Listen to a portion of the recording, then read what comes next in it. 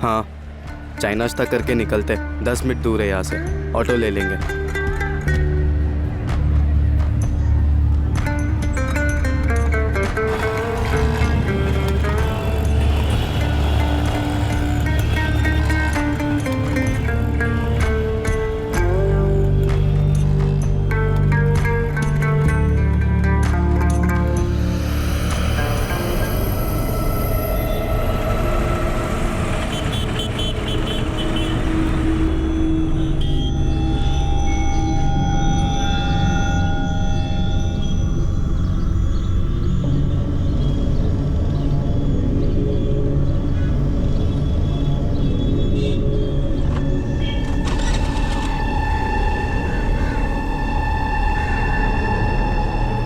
Licence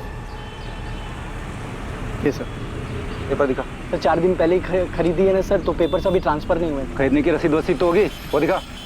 sir ये रसीद है सर, सेकेंड हैंड खरीदी है सर, कैश देके, वो भी गैरेज से सर, तो यही रसीद है सर। ये रसीद है? हाँ सर, ये रसीद है। पहले ओनर के पेपर की कॉपी तो होगी, वो दिखा। सर पुराने ओनर का कोई पेपर नहीं है सर, यही रसीद है सर, गैरेज से खरीदी है सर। तो लाइसेंस जमा कर लेता हूँ, आराम से ट्रांसफर करा, कोर्ट में पेपर दिखा और लेके जा। सर काम धंधे वाला आदमी हो, कहाँ कोर्ट कचहरी के चक्कर काटता फिरूंगा सर। पेपर तो दिखाने पड़ेंगे, पुराने ओनर के गाड़ी ट्रांसफर करने की एप्लीकेशन कुछ तो दिखा। सर आपकी मैं गैरेज वाले मोहन से बात करा देता हूँ सर, 4 दिन पहले ही सर गाड़ी खरीदी सर, ये सर फोन पे बात कर लो। बाद में बात करवा, साइड में ले ले स्कूटर। सर साइड में लगा। महज एक स्कूटर के पेपर्स की चेकिंग से इस केस की शुरुआत हुई। एक स्कूटर से शुरू हुआ यह केस एक के बाद एक कई हैरान कर देने वाले सच सामने लाने वाला था। रूटीन चेकिंग में मिला यह चोरी का स्कूटर एक मर्डर केस को रोशनी में लाने वाला था। साहब ये स्कूटर तो पिछले हफ्ते प्रदीप छोड़ के गया था, बोला उसके किसी ग्राहक का है, बेचना है, तो मैंने उसे सेल वाली लाइन में लगा दिया।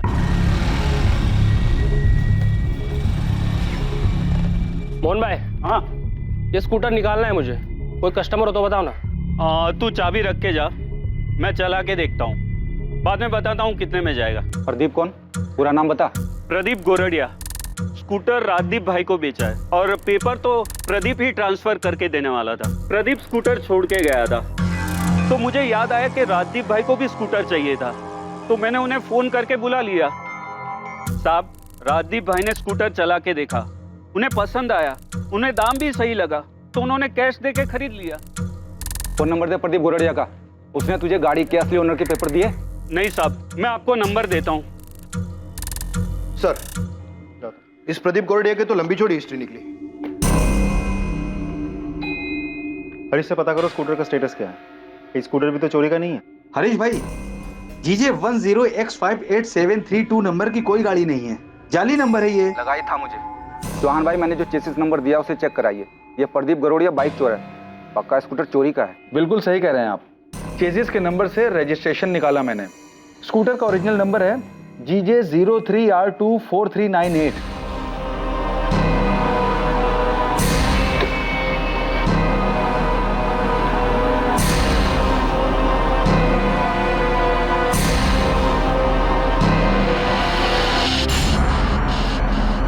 आप जो नंबर बता रहे हैं GJ 03R24398, ये स्कूटर किसके नाम पर रजिस्टर है?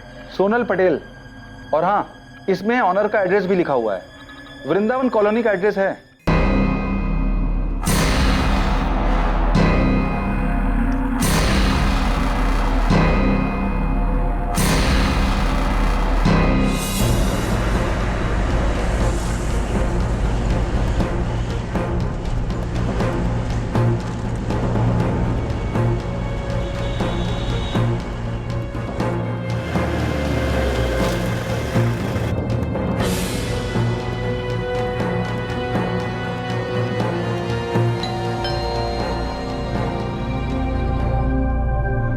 जी सोनल पटेल का घर यही है?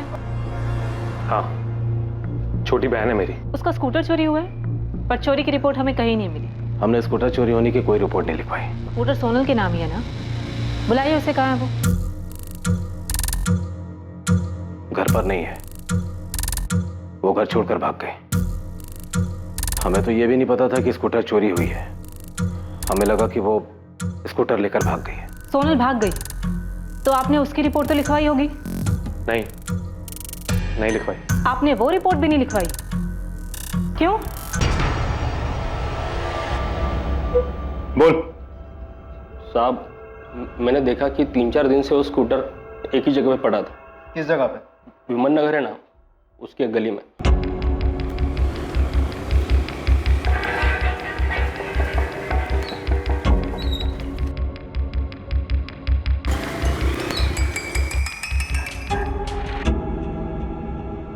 साहब, 3 दिन बराबर से जाके चेक किया मैंने, स्कूटर वहीं पे खड़ा था। फिर मैं समझ गया कि ये सोसाइटी में किसी का नहीं है। फिर उठा लिया साहब और नंबर प्लेट चेंज करके बेच दिया मैंने। वो स्कूटर सोनल पटेल का है, 20 साल की लड़की है जो घर से भागी है। कहाँ है वो? साहब, मैं बाइक चोर हूँ, मानता हूँ कि मैंने स्कूटर बेचा है, लेकिन मैं किसी सोनल पटेल को नहीं जानता हूँ साहब। देवांग जी, आपने सोनल की रिपोर्ट लिखवाई ही नहीं? नहीं। सोनल घर से कब भागी? 17 अक्टूबर को वो कॉलेज के लिए निकली थी, उसके बाद वो वापस ही नहीं आई। 17 अक्टूबर को गई है और अब तक घर नहीं लौटी, और आप लोगों को उसकी कोई फिक्र नहीं है? 18 की शाम को उसका फोन आया था, कहने लगी कि वापस नहीं आएगी। सोनल बेटा, कहाँ है तू? तुझे पता है कितना परेशान है हम यहाँ कि तू। हेलो बेटा, तू कहाँ है? तू ठीक तो है ना? तू बता, मैं आता हूँ तुझे लेने के लिए। पापा, मैं दिल्ली में हूँ और बहुत खुश हूँ। अब मैं वापस घर नहीं आऊंगी। क्या बेटा, तू ऐसा कैसे कर सकती है? इतनी सेल्फिश कैसे हो सकती है?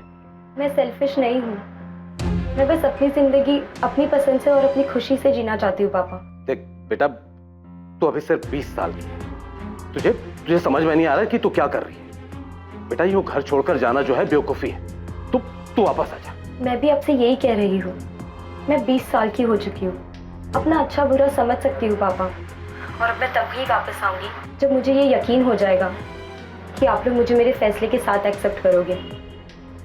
तब तक के लिए प्लीज मुझे ढूंढने की कोशिश मत करना। मैं जहाँ भी हूँ बहुत खुश हूँ। प्लीज पापा। बेटा सोनल, हेलो हेलो।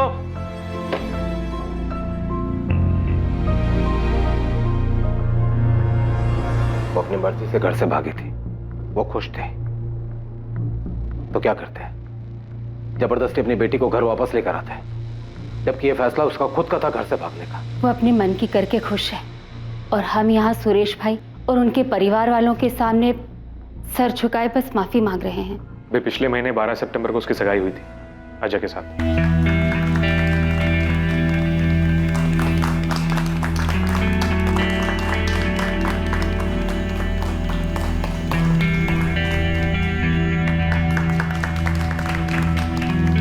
हमें कभी नहीं लगा था कि सोनल इस तरह घर छोड़ के भाग जाएगी। हमें तो ये भी नहीं पता था कि वो स्कूटर लेके गई है या स्कूटर छोड़ के गई। स्कूटर तो हमें मिल गया, पर सोनल नहीं। सोनल के घर से भाग जाने की कोई खास वजह? देखिए, सोनल की एंगेजमेंट हो चुकी थी, तो जाहिर सी बात है कि वो इस रिश्ते से खुश नहीं थी। सोनल का कोई बॉयफ्रेंड? जयेश परमार नाम का कोई लड़का है।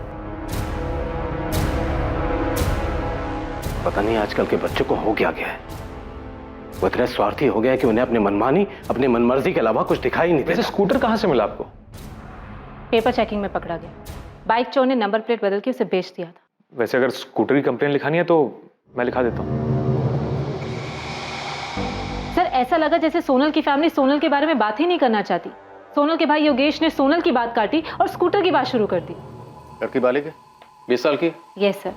और लड़का? लड़के का सिर्फ नाम बताया उन्होंने, जयेश परमार। उसके अलावा वो कुछ नहीं जानते। जाहिर है लड़का भी बालिग ही होगा, दोनों की लव स्टोरी भी होगी और अफेयर चल रहा होगा। Yes sir. सर, जिस तरह सोनल स्कूटर छोड़ के गई है, घर वालों ने कोई कंप्लेंट तक नहीं लिखवाई। पारुल, तुम्हें इसमें कुछ अटपटा लग रहा है? यस सर, मुझे सोनल की फैमिली का बिहेवियर बहुत अजीब लगा। सर, हमें पता तो लगाना चाहिए। ठीक है, पता लगाओ लड़का कौन है। देखिए, मैंने आपको पहले भी बताया था कि हमें सिर्फ उसका नाम पता है, जयेश परमार। ना उसे कभी देखा है ना कभी उससे मिले हैं। देवांग जी, आपको कुछ तो पता होगा नाम के अलावा कि जयेश कहाँ रहता है, सोनल उससे कहाँ मिली, कब मिली? नहीं, हमें तो उस लड़के के बारे में तब पता चला जब एंगेजमेंट के बाद सोनल ने अपनी भाभी प्रिया को उस लड़के के बारे में बताया। सोनल, कौन है ये जयेश और अचानक कहाँ से आ गया? अचानक नहीं आया भाभी, 1 साल से जानती हूँ जयेश को, प्यार करती हूँ उससे। भाभी, मैं अजय से नहीं, जयेश से शादी करना चाहती हूँ। सोनल, तुझे पता है ना तेरी सगाई हो चुकी है? और अगर ऐसा कुछ था तो तूने सगाई से पहले क्यों नहीं बताया?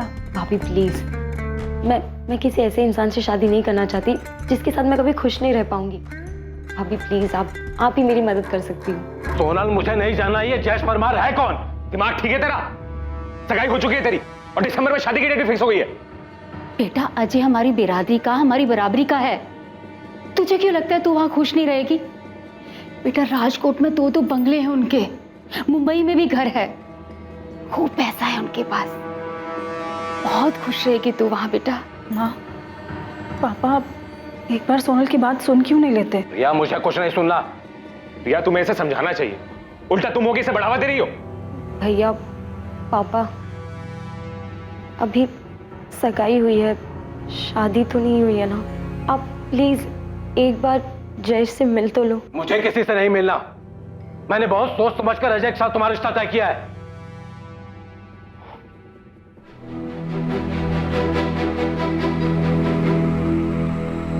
बेटा, मैं बाप हूं तुम्हारा।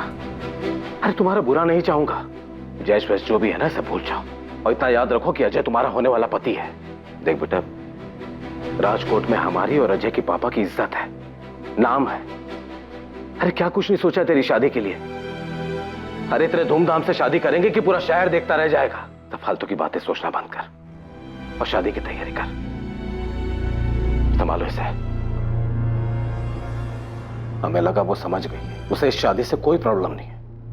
हमें तो इस बात का भी अंदाजा नहीं था कि वो उस लड़के के साथ भाग जाएगी। देवांग जी, आपको कैसे पता कि सोनल जयेश के साथ ही भागी? इसमें पता होने वाली क्या बात है? यही कि क्या वो वाकई में ही भागी है? देखिए मैडम, आप हमारे जले पर नमक छिड़क रही। मेरी बेटी, जिसकी खुशी के लिए मैंने क्या कुछ नहीं किया, उसने एक मिनट भी अपनी फैमिली के बारे में नहीं सोचा और उस लड़के के साथ भाग गई। वो जहां भी रहे खुश रहे, मुझे कोई दिक्कत नहीं। पर मैडम, मेरी आपसे रिक्वेस्ट है, ये मेरा फैमिली मैटर है, प्लीज आप इसमें दखल ना दें।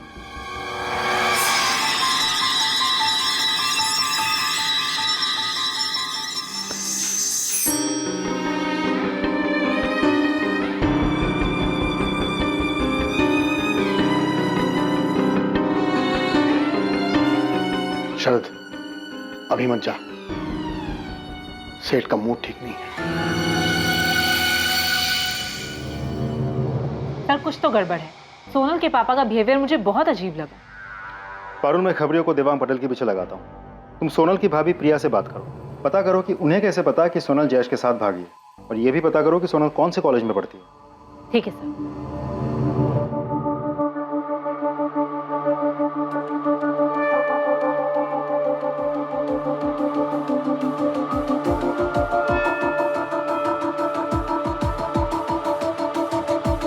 प्रिया, assistant sub inspector Parul Sanghvi, मुझे सोनल के बारे में तुमसे कुछ बात करनी। हाँ मैम, सोनल जयेश के साथ ही भागी है। प्रिया, तुम्हारी पूरी फैमिली को कैसे पता कि सोनल जयेश के साथ ही भागी है, जबकि तुम्हारी फैमिली ये नहीं जानती कि जयेश कौन है, कहाँ से है? योगेश ने सोनल की कॉलेज के दोस्तों से बात की थी, शिल्पा और नताशा। तुम्हें सच में जयेश के बारे में कुछ नहीं पता?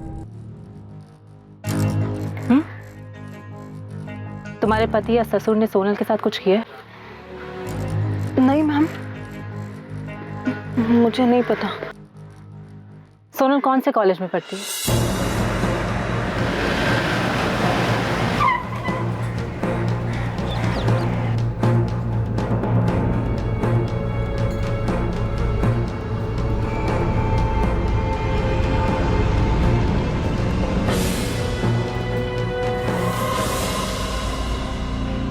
हाँ मैम, सोनल के भैया ने मुझे कॉल किया था, और जिस दिन से सोनल ने कॉलेज आना बंद कर दिया है उसी दिन से जयेश परमार भी कॉलेज नहीं आया था, और मैंने ये बात योगेश भैया को बताई भी थी। तो इसका मतलब उन दोनों ने भागने की प्लानिंग पहले से ही कर रखी थी? वो तो पता नहीं मैम, लेकिन सोनल ने तो हमें ऐसा कुछ बताया नहीं था। ये जयेश कहाँ पे रहता है? मैम, ऐसे तो वो हॉस्टल में रहता है, लेकिन ओरिजिनली वो मोरबी से है। ये क्या बदतमीजी है? कौन हो तुम? शमशेर, पुलिस का आदमी, तुमसे बात करनी है। भाई, मैं देवांग सेठ के ऑफिस में सिर्फ असिस्टेंट अकाउंटेंट हूँ। उनके घर में क्या चल रहा है क्या नहीं, मुझे कुछ नहीं पता। घर के लोग तो ऑफिस में आते ही होंगे, और आते जाते तुमने देखा ही होगा। देखो महेश भाई, अगर तुम्हें पता है और पुलिस को बाद में पता चला कि तुमने बताया नहीं, ये तुम पे ही भारी पड़ने वाला है। अरे पर मैं सोनल के बारे में कुछ नहीं जानता। हाँ इतना बता सकता हूँ कि जिस दिन वो गायब हुई थी उस दिन ऑफिस में बहुत बड़ा हंगामा हुआ था। कैसा हंगामा? पैसों को लेकर। मतलब? उस दिन सेठ जी के कैबिन से 10 लाख रुपए गायब हुए थे। भिखा भाई, वो 10 लाख किधर है? आपके केबिन में, ड्रॉर में। किधर रखे दिखाओ।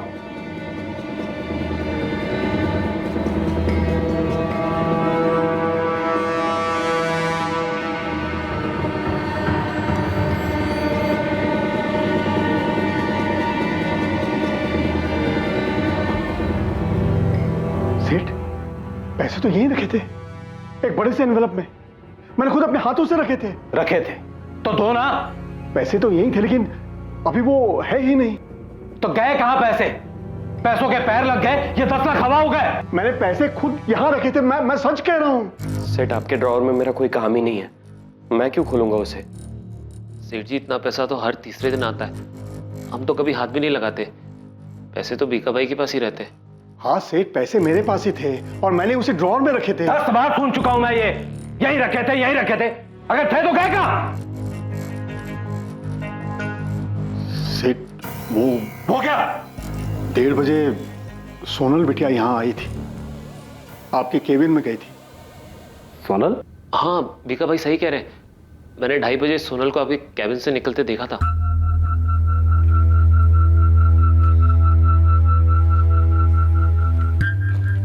सोनल यहां क्यों आई थी? और मेरे केबिन में क्या कर रही थी? उसने कहा कि उसे आराम करना है। अरे सोनल बिटिया, जय श्री कृष्ण। आज तुम यहाँ कैसे? जय श्री कृष्ण काका। वो मेरी ना क्लास है एक्चुअली 2:30 बजे, तो 1 घंटा है मेरे पास, सोचा ऑफिस आकर पापा के कैबिन में आराम कर लूं। लेकिन सेठ तो आज ऑफिस में नहीं है, साइट पर गए हैं। ओ ठीक है, तो आप कैबिन खुलवा दीजिए, मैं थोड़ी देर आराम करके चली जाऊंगी। ठीक है।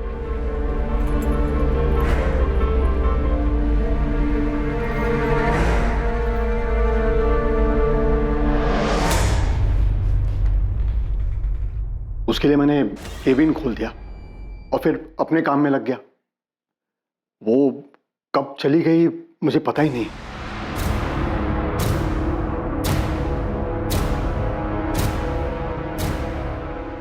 आप जे नंबरનો સંપર્ક કરવા માંગો છો એ ઉપલબ્ધ નથી। सोनल का फोन बंद आ रहा है। भिखा भाई, सोनल मुझसे बिना पूछे 10 लाख रुपए लेकर जाएगी? सेठ, मुझे सचमुच नहीं पता क्या हुआ था। सेठ, मैंने तो सोनल को जाते वक्त भी नहीं देखा।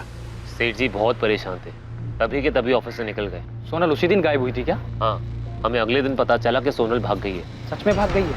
हाँ, हमें तो यही पता है किसी जयेश परमार नाम के लड़के के साथ भागी है। ये जयेश परमार की लीव एप्लीकेशन, 15 अक्टूबर से वो छुट्टी पे। लेकिन इस एप्लीकेशन में लिखा है कि जयेश ने अपने कजन की शादी के लिए छुट्टी ली थी। हमें भी यही बताया था उसने। Jayesh Parmar 3rd year commerce और Sonal Patel 2nd year commerce की स्टूडेंट है। अभी जब आपने बताया तो हमें पता चला कि वो दोनों भाग गए हैं। सोनल पटेल के क्लासमेट नताशा और शिल्पा ने भी हमें कुछ नहीं बताया। सर, मुझे जयेश परमार के मौलवी वाले घर का एड्रेस मिल सकता है? अब ये मामला थोड़ा सीरियस लग रहा है। सीरियस तो है साहब। सर, स्कूटर की चोरी की कार्रवाई तो चल ही रही है, लेकिन मुझे लगता है हमें सोनल और जयेश के गायब होने की जांच भी करनी चाहिए। साहब, ये मामला बहुत अजीब है। वो तो लड़की गायब है, लेकिन उसकी फैमिली में से किसी ने भी मिसिंग कंप्लेन नहीं की, और लड़के की फैमिली में क्या हो रहा है ये भी किसी को नहीं मालूम। हाँ पर कॉलेज से कुछ पता चला? सर, जयेश ने 15 अक्टूबर से 15 दिन की छुट्टी की एप्लीकेशन दी थी अपने किसी कजन की शादी में जाने के लिए, लेकिन सर उसका ऐसा कोई कजन है ही नहीं, और जयेश के माँ बाप को तो ये आइडिया भी नहीं है कि उनका बेटा जयेश हॉस्टल में नहीं है। मतलब कॉलेज वालों को ये लगता है कि वो छुट्टी पे घर गया है और घर वालों को लगता है कि वो हॉस्टल में है। जी सर। सर, मैं जयेश के माँ बाप से मिलने मौर भी जा रही हूँ। सर, पक्का यहाँ कुछ तो बहुत बड़ी गड़बड़ है।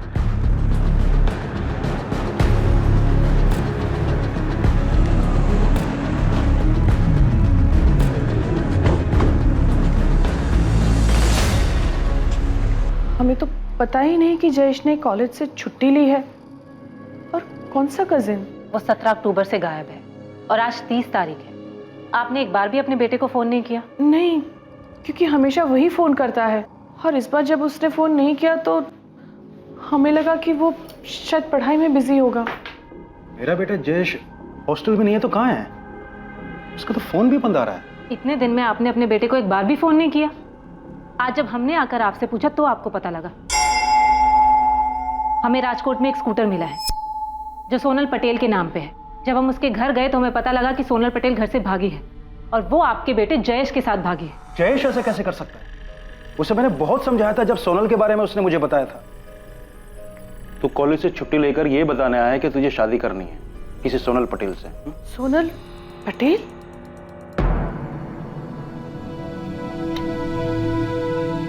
मुझे पता है ना तू क्या है।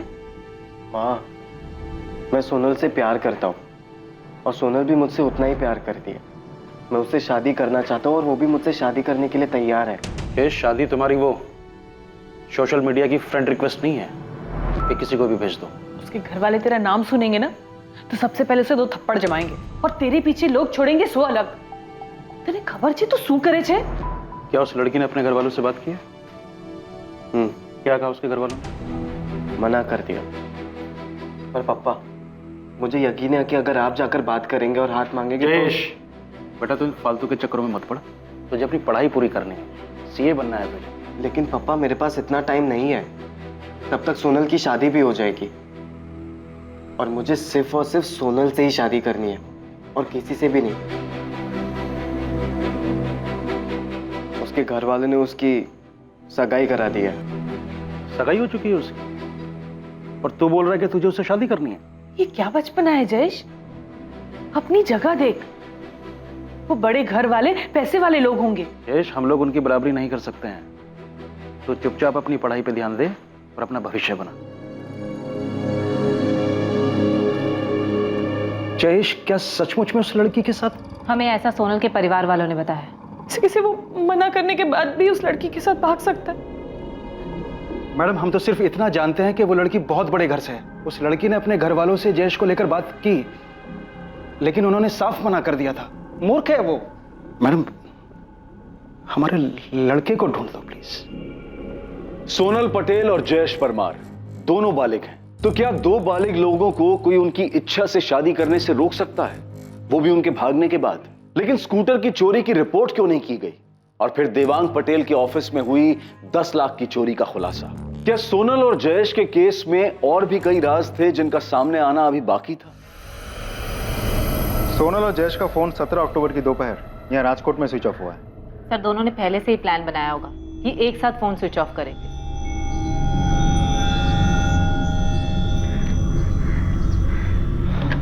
सोनल, हमें फोन भी फेंकना होगा।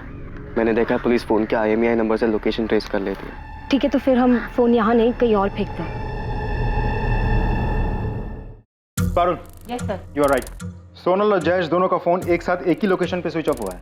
और सर, दोनों भागकर दिल्ली तो बिल्कुल नहीं गए। मैं दिल्ली में हूँ और बहुत खुश हूँ। सर, देवांग पटेल के फोन रिकॉर्ड में 18 अक्टूबर की शाम को जो कॉल आया था वो कॉल सोनल ने दिल्ली से नहीं बल्कि सूरत के एक PCO से किया था।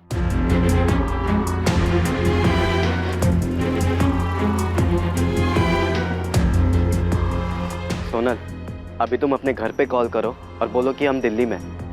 ठीक है सर, उन्होंने जानबूझकर झूठ बोला होगा। उन्हें लगा होगा कि सोनल के पापा उनका पता लगा ले। लेकिन उसके पापा ने तो पता लगाया ही नहीं। सर, वो लोग पुलिस स्टेशन नहीं आए, इसका मतलब ये नहीं ना कि उन्होंने पता नहीं लगाया होगा। पता लगाने के और भी तो कई तरीके हो सकते हैं। देवांग पटेल के कॉल रिकॉर्ड्स कुछ मिला? नहीं सर, कुछ खास नहीं। सर, जयेश के फोन रिकॉर्ड से एक नंबर मिला। उससे लगभग हर रोज बात होती थी उसकी।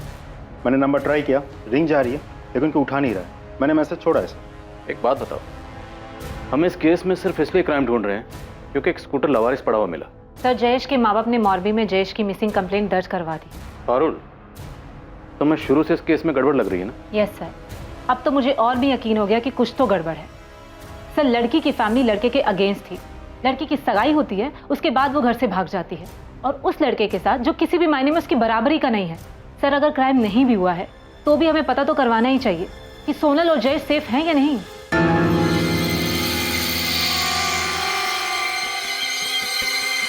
लड़के के माँ बाप ने मोरबी में पुलिस कंप्लेंट की है।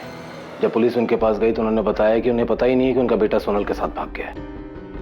योगेश, रिया को जरूर कुछ पता है। एक बार बात करो उससे। तो कल रात पूछा था उससे मैंने, उसे भी कुछ नहीं पता। तुम्हें लगा उसने सच बोला? उसने तुम्हें बताया कि पुलिस ने उससे पूछताछ की थी?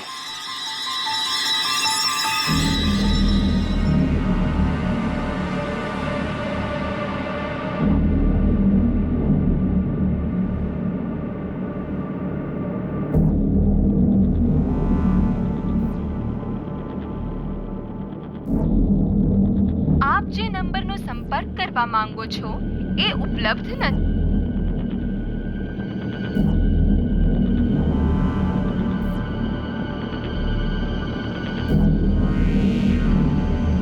आप बिल्कुल सही कह रहे हैं। यह अंगूठी हमारी आनंद एंड विठल भाई ज्वेलरी स्टोर से खरीदी गई। काशीराम जी, आप मुझे बता सकते हैं कि अंगूठी आपकी किस ब्रांच से किसने और कब खरीदी?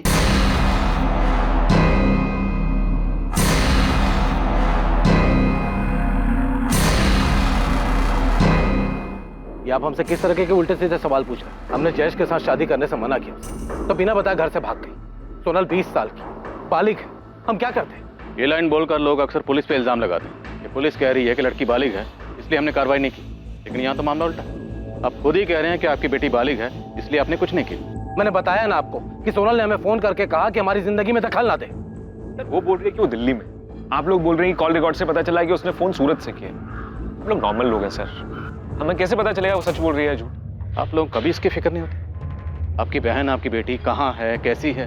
ठीक ही होगी, 10 लाख लेकर भागी है। वैसे ये बात तो आपको ही पता चली, पर ये बात आप लोगों ने हमें नहीं बताई। जो भी है, बेटी मेरी, पैसा मेरा, फैसला उसका। वो फैसला जिसमें मेरा कोई योगदान नहीं है, ना अच्छा ना बुरा। वैसे मैं समझ सकता हूँ क्या पूछना क्या चाहते हैं। अगर आप उसे ढूंढ लाते हैं ना तो ले आइए, मुझे कोई दिक्कत नहीं। वैसे भी उसने जयेश परमार के साथ शादी कर ली, अजय के साथ तो उसका रिश्ता हो नहीं सकता, पर इसके बाद भी मैं उसे आशीर्वाद ही दूंगा। हमारे पास जयेश परमार की मिसिंग कंप्लेंट आई और आपकी बेटी जयेश परमार के साथ भागी। तो देवांग पटेल और योगेश, मैं आप लोगों से सीधा सीधा सवाल पूछता हूँ, सोनल और जयेश जहां भी हैं सुरक्षित हैं, सेफ? ये हमें कैसे पता होगा? मैंने बताया ना कि सोनल ने फोन करके कहा कि वो जयेश परमार के साथ शादी कर रही है, हम उसकी जिंदगी में दखल ना दे, बस।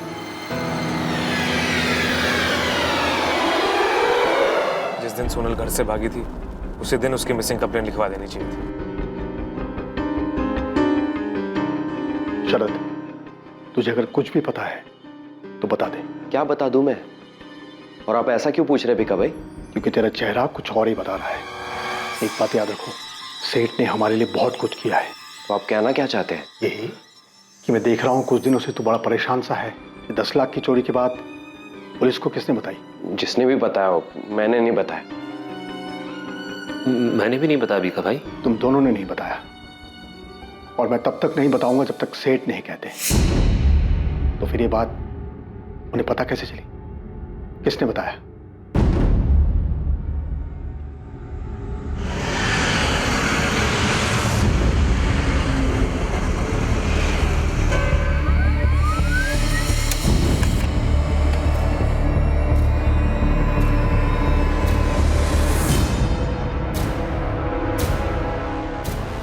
सर, आप जिस अंगूठी की बात कर रहे हैं वो इसी लड़की ने हमारी राजकोट वाली ब्रांच से खरीदी थी।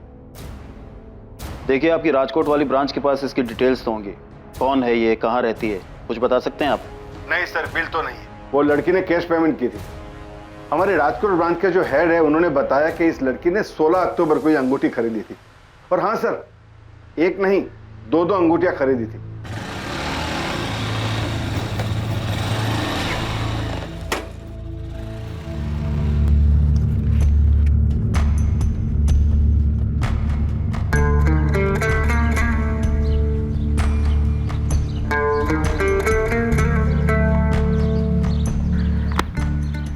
ये देखो, ये रिंग मैं तुम्हें पहनाऊंगी और ये वाली तुम मुझे, फिर हमारी सगाई हो जाएगी। सोनल, इसकी जरूरत नहीं थी। मेरा मतलब है अभी हमें सेटल होना है, तो हमें पैसों की जरूरत है, और वो भी बहुत सारे पैसों की। तुम पैसों की टेंशन मत लो, पैसों का इंतजाम हो गया है। कल सुबह हमारे पास ढेर सारे पैसे होंगे। कैसे? मतलब कहाँ से आएंगे? छत पर फाड़ के। भगवान भी चाहता है कि हम साथ में रहें, इसीलिए उन्होंने आज सुबह ही इशारा दे दिया है कि पैसे कहाँ से आएंगे।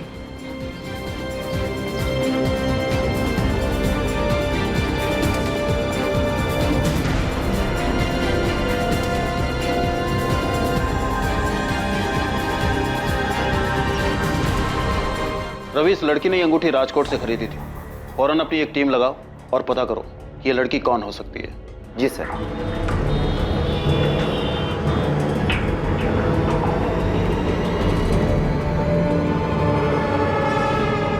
हेलो दोस्त, मैं तुझे कब से फोन कर रहा हूँ, मैसेज भी छोड़ा था, तूने कॉल बैक भी नहीं किया मुझे।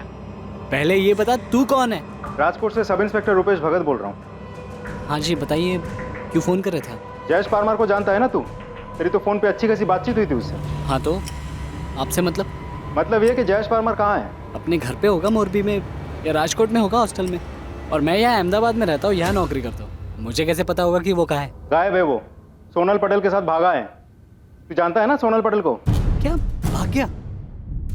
नहीं, मुझे नहीं पता कि सोनल कौन है। जयेश मेरे बचपन का दोस्त है, एक ही मोहल्ले में रहते हैं हम लोग मोरबी में, एक ही साथ स्कूल पढ़े, लेकिन उसने मुझे कभी इस बारे में कुछ नहीं बताया। मुझे तो अंकल आंटी की फिक्र हो रही है, मैं अभी उनसे बात करता हूँ। तेरी इतनी हिम्मत कि हमसे आकर पूछेगा कि तेरे बेटा कहाँ है? हाँ बिल्कुल पूछेंगे, वो आपकी बेटी है जिसके साथ जयेश भागा है, छोड़ेंगे नहीं हम आपको। अरे केस तो हमें करना चाहिए तुम्हारे खिलाफ, क्योंकि तुम्हारे बेटे ने हमारी सोनल को बहकाया है, फंसा है अपने जाल में। अरे तो किया क्यों नहीं केस? अरे आप लोगों ने तो जानबूझ के रिपोर्ट तक नहीं दर्ज करवाई। बड़े होंगे आप अपने घर में, हमें हमारा बेटा वापस चाहिए। अगर मेरे बेटे के साथ कुछ भी होगा ना तो एक बात याद रखना, मैं भी चुप नहीं बैठूंगा। दिमाग सेठ, चल निकल यहाँ से। ये धमकी जाकर किसी और को देना, यहाँ पर नहीं। हमने सोनल को समझाया था कि दूर रहे तुम्हारे बेटे से, पर तुम्हारे बेटे को तो लालच आ गया था। इतनी अच्छी अमीर लड़की जो मिल गई, इसीलिए उसे फंसा लिया और भगा के ले गया। आप लोगों को सब पता था कि वो लोग कहाँ हैं, सब जानते थे आप, लेकिन आप लोगों ने सिर्फ हमें नहीं बताया।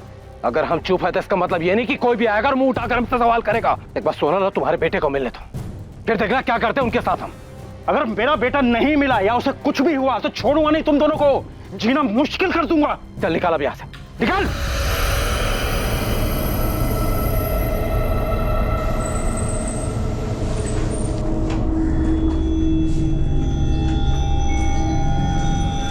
अब गांधीनगर क्राइम ब्रांच भी सोनल पटेल को ढूंढ रही है। ये फोटो भेजा उन्होंने। क्यों? वो क्यों ढूंढ रहे? मैडम 2 दिन पहले 3 नवंबर को गांधीनगर के पास जो मैसाना रोड पे जंगल है, वहां 2 डेड बॉडी मिली।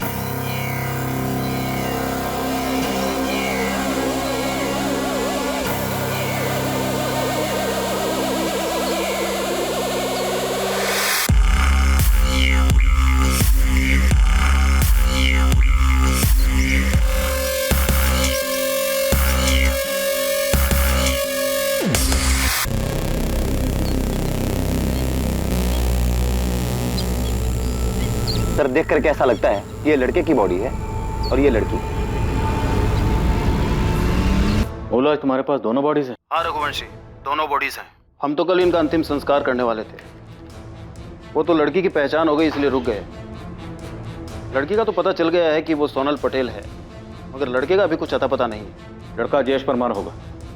17 अक्टूबर को दोनों राजकोट से अपने अपने घर से भागे थे। हम पता करने की कोशिश कर रहे थे कि ये दोनों सेफ हैं या नहीं। ट्रैफिक पुलिस ने चोरी का एक स्कूटर पकड़ा था, उसी से केस सामने आया। रघुवंशी, हमें दोनों बॉडीज की पहचान करनी चाहिए, लेकिन दोनों बॉडी बुरी तरह जल चुकी है, इसलिए डीएनए टेस्ट से कंफर्म करना होगा। फिर भी मुझे लगता है कि दोनों की फैमिलीज को बुला के बॉडीज आइडेंटिफाई करवानी चाहिए। 17 अक्टूबर को सोनल पटेल और जयेश परमार अपनी एक अलग दुनिया बसाने का सपना लेकर राजकोट से निकलते हैं,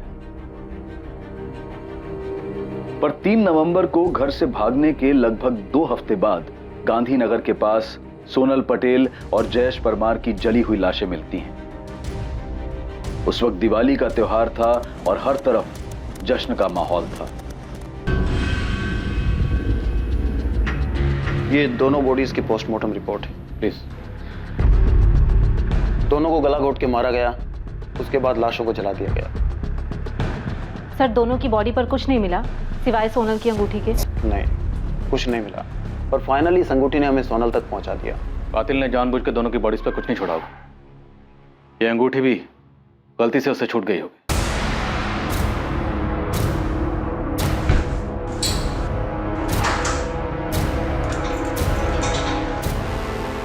सर ये तो पक्का है कि सोनल और जयेश सूरत में थे, लेकिन फिर भी इन दोनों की डेड बॉडी हमें गांधीनगर में कैसे मिली? मतलब कोई तो है जो जानता था कि ये दोनों कहाँ थे। सोनल ने अपने पिता के केबिन से 10 लाख रुपए चुराए थे। 10 लाख, अच्छी खासी रकम थी उनके पास। वो दोनों कहाँ जाने वाले थे? गांधीनगर तो नहीं थे, क्योंकि इन दोनों की तलाश में गांधीनगर का चप्पा चप्पा छान मारा था हमने। और अहमदाबाद, वहाँ पता किया था आप लोगों ने? नहीं, क्योंकि अंगूठी के जरिए हमें पता चल चुका था कि लड़की राजकोट से है। तो क्या ये उनकी प्लानिंग का हिस्सा होगा कि सूरत से कॉल करेंगे और उसके बाद किसी और शहर चले जाएंगे, शायद अहमदाबाद? सोनल के बाप और भाई के अलावा और कोई नहीं हो सकता। उन्होंने ही मारा है मेरे बेटे को। काका, जयेश ने आपको कुछ बताया था कि वो और सोनल कहाँ जा रहे हैं, कहाँ छुपे हैं? बेटा, अगर हमें पता होता कि वो भागने की सोच रहा है तो क्या मुझे रोकते नहीं?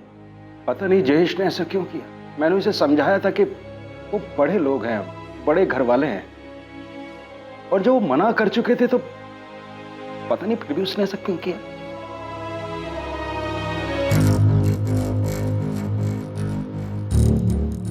क्या है? बीका भाई, आपसे एक बात करनी थी। पुलिस का एक खबरी शमशेर बहुत दिनों से मेरे पीछे पड़ा हुआ है। अच्छा, तो ही था जिसने 10 लाख की चोरी वाली बात उन्हें बताई है। बीका भाई, मैं क्या करता, मुझे बताना पड़ा। और क्या क्या बताया? नहीं, और कुछ नहीं बताया, पर मुझसे बार बार पूछ रहा था सेठ जी के घर में क्या चल रहा है। सेठ जी और उनके परिवार वाले वैसे ही बहुत दुखी हैं, उन्हें और दुख नहीं पहुंचना चाहिए, इसलिए अपना मुंह बंद रखना सीख।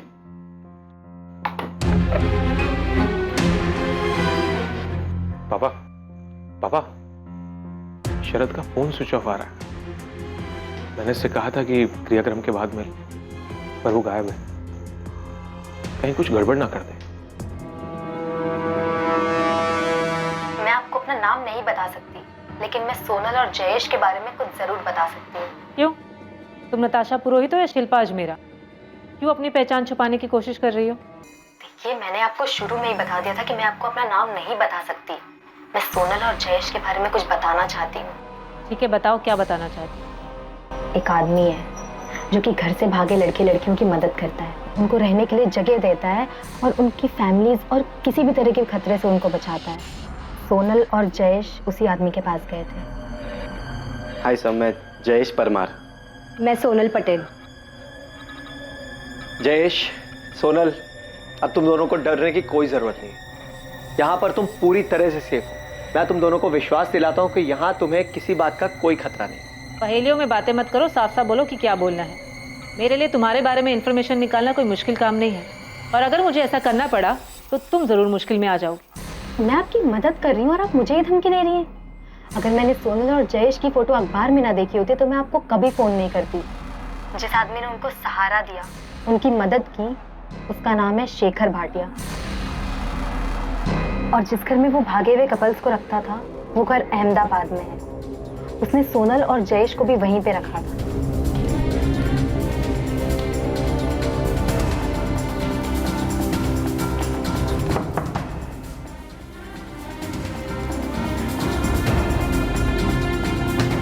सोनल, जयेश, आओ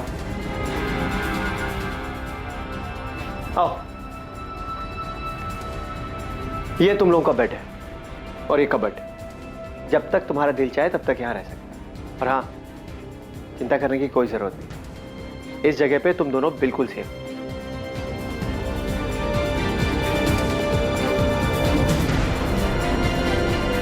सोनल और जयेश को किसने मारा? पता नहीं। हाँ, पर वहाँ एक और कपल था, अमित दवे और भावना राठौड़।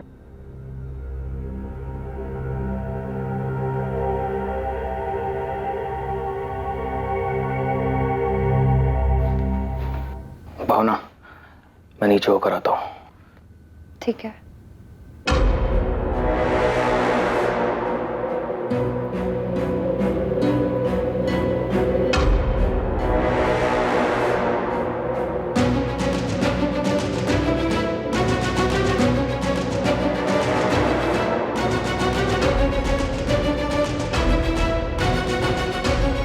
अमित दवे के दिमाग में काफी कुछ चल रहा था। मुझे ऐसा लगता है ना कि वो सोनल और जयेश को मारने की प्लानिंग कर रहा था। तो मुझे अमित दवे और भावना राठौर की कुछ और डिटेल्स दे सकती हो? अगर होती तो जरूर देती, लेकिन मैं उनको ज्यादा नहीं जानती थी। मैं उनसे शेखर भाटिया के घर में मिली थी, जैसे सोनल और जयेश से मिली थी। तो मुझे लगा आपको ये बात बता देनी चाहिए, इसलिए मैंने आपको फोन किया।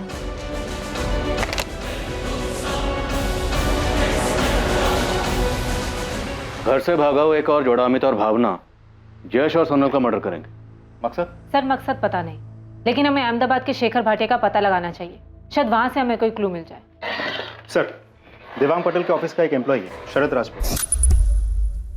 कुछ कन्फेस करना चाहता है लेकिन छुपा बैठा है। उसे डर है कि देवांग पटेल उसको नुकसान पहुंचा सकता। देवांग पटेल का इतना डर कि उसके डर की वजह से एक आदमी छुपा बैठा। सर मैंने सेठ की डर से अपना फोन भी स्विच ऑफ कर दिया। मुझे बहुत डर लग रहा है सर।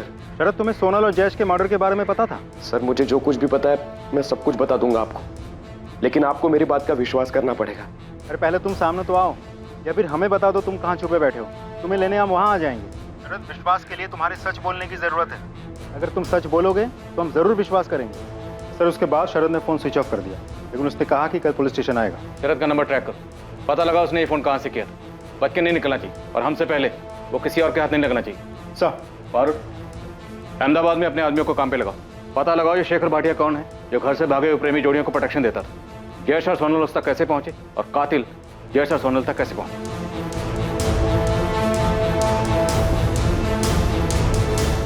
पर नताशा, तूने मुझे ये सब बात पहले क्यों नहीं बताई? मुझे थोड़ी पता था उनका इस तरह से मर्डर हो जाएगा। नहीं पता था यार मुझे। सर, मुझे जिस लड़की का फोन आया था जो अपनी पहचान छुपा रही थी, उसने वो कॉल अहमदाबाद के किसी पीसीओ से किया था। उस लड़के ने यह भी बताया था ना कि जयेश और सोनल अहमदाबाद में। जी सर, और उसने ये भी बताया कि शेखर भाटिया नाम का एक सामाजिक कार्यकर्ता है जो घर से भागे हुए कपल्स की मदद करता है। सोनल और जयेश को रहने के लिए जगह भी शेखर भाटिया ने ही दिलवाई। सोनल, जयेश, आओ। अब ये शेखर भाटिया हमें बता सकता है कि अमित दवे और भावना राठौर कौन है, और अगर उन लोगों ने ही जयेश और सोनल को मारा था तो उनका मकसद क्या था। फारूक, शमशेर से कहो इस शेखर भाटिया का पता लगा है।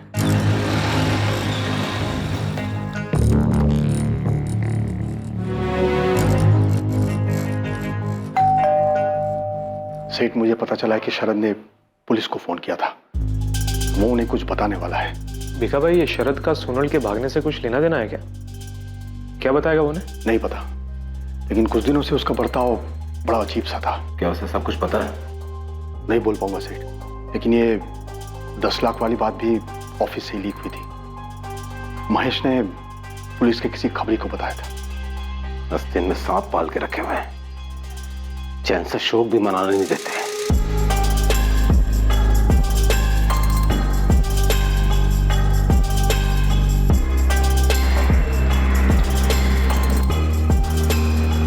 सर, मैं शरद राजपूत। डरो मत, अब तुम सेफ हो। गाड़ी में बैठो।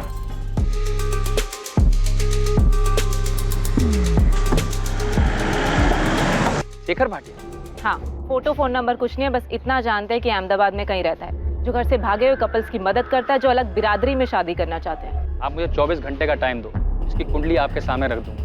ये जयेश का दोस्त भरत राणा, इससे बात करो, अहमदाबाद में ही रहता है। ये दोनों सोनल और जयेश भी शेखर भाटिया के पास अहमदाबाद ही गए थे। किसी ने तो शेखर भाटिया के बारे में इनको बताया होगा। ये शेखर या तो जयेश का दोस्त होगा, या तो सोनल की दोस्त शिल्पा या नताशा में से किसी ने इसके बारे में बताया होगा। मैं उनसे बात करती हूँ, तो तब तक शेखर भाटिया को लेकर।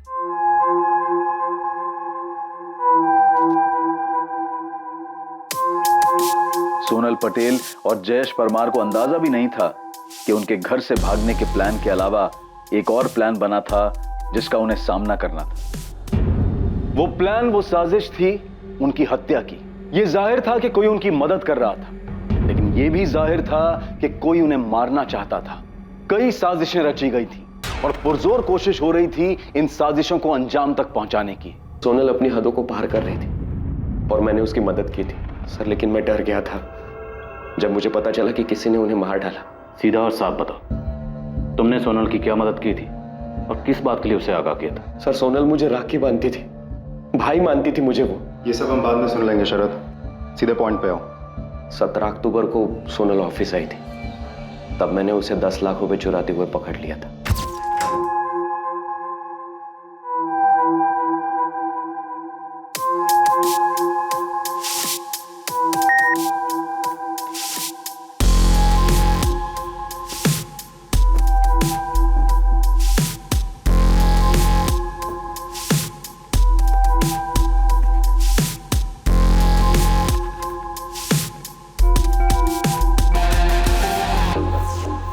तुम यहाँ? और सेठ जी, तुम्हारे पापा कहाँ हैं? भैया वो। और ये क्या कर रही हो तुम? भैया, भैया प्लीज मेरी मदद कीजिए। किस चीज में? चोरी करने में? प्लीज, ये मेरी मजबूरी है। मैं अजय से शादी नहीं करना चाहती। क्या? क्यों? क्यों नहीं करना चाहती? मैं जयेश से प्यार करती हूँ। जयेश परमार मेरे कॉलेज में है। हम दोनों एक दूसरे से बहुत प्यार करते हैं। हम शादी करना चाहते हैं। उसी के लिए मुझे ये पैसे चाहिए भैया। प्लीज़ प्लीज़ मेरी मदद कीजिए। ये मेरी जिंदगी और खुशी का सवाल है। भैया मैं आपको राखी बांधती हूँ। आप बड़े भाई है मेरे। आप अपनी बहन के लिए इतना नहीं करेंगे? मैं उसके हालात समझ सकता था। अपने पापा के खिलाफ जाने के बाद सोनल के पास भागने के अलावा दूसरा रास्ता भी नहीं था। वरना वो उसे मार देते। ये तो मैं पक्का नहीं कह सकता सर, लेकिन सोनल ने मुझे बताया कि जयेश के बारे में उसने जब घर में बताया तब देवांग सेठ और सभी घर वालों ने जयेश के लिए मना कर दिया था। घर से भागने में तुमने सोनल की मदद की थी? मैंने बस इतनी मदद की कि मैंने किसी को नहीं बताया कि वो कब और कैसे भागने वाली, और उसी ने 10 लाख रुपए चुराए। मैंने सोनल से कहा था कि पहले मैं जयेश से मिलूंगा, और जब मुझे जयेश पर यकीन आ जाएगा तभी मैं उसे 10 लाख रुपए लेकर जयेश के साथ भागने दूंगा। भैया मैं सोनल को हमेशा खुश रखूंगा। जयेश, तुम्हारे घर वालों को तुम्हारी इस प्लानिंग के बारे में पता है? नहीं, मैंने अभी तक किसी को कुछ नहीं बताया। जा कहाँ रहे हो तुम लोग? भैया हम पहले यहाँ से सूरत जा रहे हैं और फिर उसके बाद फिर मैं वहाँ से पापा को फ़ोन करूँगी और ये बताऊँगी कि हम दिल्ली में हैं, ताकि वो हमें ढूंढ नहीं पाए। पर तुम लोग सूरत क्या करने जा रहे हो? हमारा एक प्लान बना है सूरत में, वहाँ पर बात हुई है किसी से। देखो मैं समझ सकता हूँ, तुम जो चाहते हो इसमें कुछ गलत नहीं है, और तुम दोनों बालिग हो तो इसलिए तुम्हें कोई रोक भी नहीं सकता। हाँ, लेकिन अगर तुम लोग किसी प्रॉब्लम या मुसीबत में फंस जाओ तो फौरन वहां से निकल जाना। और सोनल, तुम मुझे कभी भी फोन कर सकती हो। हाँ, थैंक यू भैया। फिर वो चले गए। प्लान के मुताबिक सोनल ने सेठ को बताया कि वो दिल्ली में। अहमदाबाद के बारे में तो मुझे आइडिया भी नहीं था सर। उनके जाने के बाद उन्होंने मुझे कभी फोन नहीं किया। सर, मेरे अलावा कोई और भी है जो उनकी मदद कर रहा था, और उसी से ये अहमदाबाद वाली बात बाहर निकली होगी, जिसके बाद दोनों मारे गए। तुम्हें पता है सोनल के पापा और भाई ने उन दोनों को मारा है, तो आधी कहानी बताने का कोई मतलब नहीं बनता शरद। कैसे मारा? सर कैसे, ये तो मुझे नहीं पता, लेकिन मुझे भी लगता है कि उन्होंने ही मारा होगा। सर, स्कूटर के चक्कर में आपने उन्हें बताया कि वो दिल्ली में नहीं सूरत में है। असल में आप लोगों ने जयेश और सोनल की जान खतरे में डाल दी। सर, सोनल के पापा बहुत बड़े आदमी हैं, उन्होंने ही दोनों को मार डाला, तो मुझे भी मार डालेंगे। सर प्लीज प्लीज मुझे बचाइए। हमने सोनल के घर वालों को बताया कि वो दिल्ली में नहीं सूरत में है। इसी से देवांग पटेल और योगेश ने उनका पता लगाया और उन दोनों को मार डाला। सर, हमने तो सिर्फ इतना बताया था कि फोन सूरत से आया था। अब वो दोनों अहमदाबाद में किसी शेखर भाटिया के वहाँ छुपे बैठे, ये तो हमें भी नहीं पता था। और सर वैसे भी अगर देवांग पटेल को सोनल को मरवाना ही था तो उसे कॉल रिकॉर्ड चेक करके भी पता चल सकता था। कॉल रिकॉर्ड्स निकलवाने में वक्त लगता, तब तक सोनल और जयेश को बचने का मौका मिल जाता। नहीं सर, मुझे नहीं लगता। हमने सूरत कहा था, अहमदाबाद के बारे में कैसे पता चला? सर, मेरी सोनल की फ्रेंड नताशा से बात हुई। उसने बताया कि सोनल के भाई योगेश ने उसे डरा धमकाकर ये उगलवा लिया कि सोनल और जयेश अहमदाबाद में छिपे थे, और योगेश ने ये तब पूछा जब हमने उन्हें बताया कि सोनल ने फोन दिल्ली से नहीं बल्कि सूरत से किया था। सोनल और योगेश हमारी वजह से मारे गए। नताशा, क्या सोनल के भाई और पापा ने किसी को भेजा था उनका मर्डर करने के लिए? पता नहीं सर, लेकिन जब पता चला कि सोनल ने फ़ोन दिल्ली नहीं बल्कि सूरत से किया था तो योगेश भैया कॉलेज आए थे मुझसे बात करने, और वो बहुत दबाव डालने लगे मुझ पे। नताशा को ये सब के बारे में बिल्कुल भी नहीं पता था कि सोनल और जयेश के साथ ऐसा भी कुछ हो जाएगा। नताशा, हम उन्हें कुछ नहीं करेंगे, तुम सिर्फ इतना बताओ कि सोनल है कहाँ। देखो, सोनल स्मार्ट है पर इतनी नहीं कि अकेले ही सब कुछ करा। कौन हेल्प कर रहा है उनकी? देखो, अगर सोनल को कुछ भी हुआ ना तो तुम भी प्रॉब्लम में आ जाओगी, इसलिए बताओ कहाँ है वो? वो अहमदाबाद में है। अहमदाबाद में कहाँ है? नहीं पता भैया, पर इतना ही बताया था कि उन्हें अहमदाबाद में छुपने के लिए एक सेफ जगह मिल गई है। हाँ यार, मैंने सब कुछ सोच लिया है। पर तुम दोनों जाओगे कहाँ और रहोगे कहाँ? अहमदाबाद में। अहमदाबाद में कहाँ? है एक जगह, जयेश ने ढूंढी है। पर सोनल, उसके बाद का क्या? कब तक भागते रहोगे तुम दोनों ऐसे? इतने पैसे तो लेकर जाएंगे ही कि कुछ दिन और कुछ महीनों तक चुपके रह सके। और इतने पैसे आएंगे कहाँ से? पापा के ऑफिस से। अरे नहीं नहीं नहीं, वो 10 लाख को रख लो, नहीं तो पता चला एक साथ पेमेंट लेने के चक्कर में ये 10 भी गए और महीनों तक चक्कर काटते रहेंगे हम। और सुनो, आज और कल जो है मैं वो साइट पे रहूंगा, तो ये पैसे जो है वो केबिन में रखवा देना, ठीक है? कल 17 अक्टूबर है। मैं पापा के ऑफिस से 10 लाख उठाऊंगी, उसके बाद मैं और जयेश यहाँ से दूर भाग जाएंगे और शादी करके अपना घर बनाएंगे। मुझे बहुत गिल्ट फील हो रहा है। मेरी वजह से योगेश भैया को पता चला कि वो दोनों अहमदाबाद में हैं। क्या तुम्हारे अलावा भी किसी को पता था कि वो दोनों अहमदाबाद में? नताशा, इस पूरी प्लानिंग में कोई और भी था उनके साथ? मुझे नहीं पता मैम, मुझे तो बस उतना ही पता है जितना सोनल ने मुझे बताया था। साहब आप देवांग और उसके बेटे को खाली उठाना मत, उनको खूब तोड़ना, खूब मारना उनको। उन्होंने मेरे बेटे को मारा है। अगर उन्हें सजा देनी ही थी तो अपनी बेटी को देते, हमारे बेटे को क्यों मारा?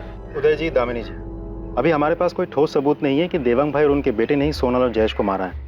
हम पूछताछ कर रहे हैं। अभी हमें सिर्फ इतना पता चला है कि सोनल और जयेश अहमदाबाद में कहाँ रहते थे।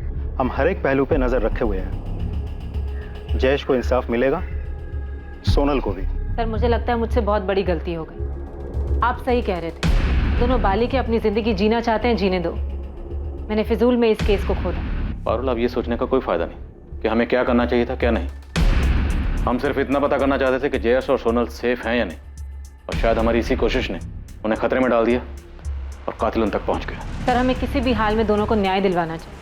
जयेश के दोस्त भरत राणा को उठा लो, उसके बाद शेखर भाटिया को, उसके बाद अमित दवे और भावना राठौर को।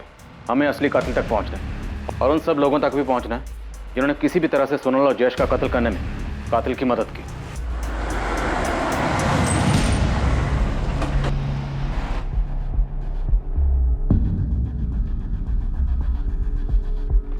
शेखर भाटिया जी, आप कौन? शेखर जी, राजकोट में पुलिस आपको ढूंढ रही है। क्यों, किस लिए? सोनल पटेल और जयेश परमार के लिए। सोनल और जयेश? क्या हुआ उन दोनों को? उन दोनों का मर्डर हो चुका है। गांधीनगर में उन दोनों की जली हुई बॉडी मिली है। क्या? काश जयेश मेरे पास आया होता, काश उसने मुझे बताया होता कि मैं ऐसा कुछ करने के बारे में सोच रहा। सच में भरत, उसने तुम्हें कुछ नहीं बताया? बताया होता तो मैं उसे ऐसा कुछ करने ही नहीं देता ना। मैडम, जयेश अपनी माँ बाप की इकलौती औलाद था। मेरी तरह बहुत गरीब परिवार से था। माँ बाप ने कितने सपने देखे थे उसके लिए, पढ़ाई में अच्छा था, ये बनना चाहता था।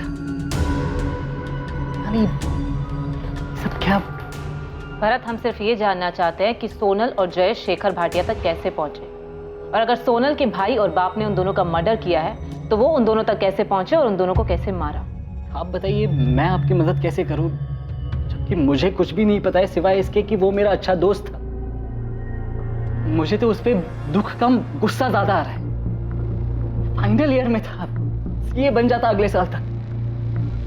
पूरी लाइफ पड़ी थी उसके सामने, लेकिन नहीं, शादी और प्यार का खुद सवार हो गया। भरत, अब जो हो चुका उससे बदला नहीं जा सकता। तुम हमें बस। मैडम, मैं भी आपसे यही कह रहा हूँ कि जो हुआ है उसके बारे में मुझे कुछ नहीं पता है। मुझे तो ये समझ में नहीं आ रहा है कि मैं उसके माँ बाप को कैसे समझाऊं। वो बार बार मुझे एक ही बात बोले जा रहा है कि तू तो उसका अच्छा दोस्त था, तूने क्यों नहीं समझाया उसे। अब मैडम, मैं उसे कैसे समझाता, क्योंकि जयेश ने मुझे कुछ बताया नहीं इसके बारे में। अगर बताया होता ना तो उसको 2 थप्पड़ लगा देता, सारा ये प्यार और शादी का भूत उतार देता। भरत,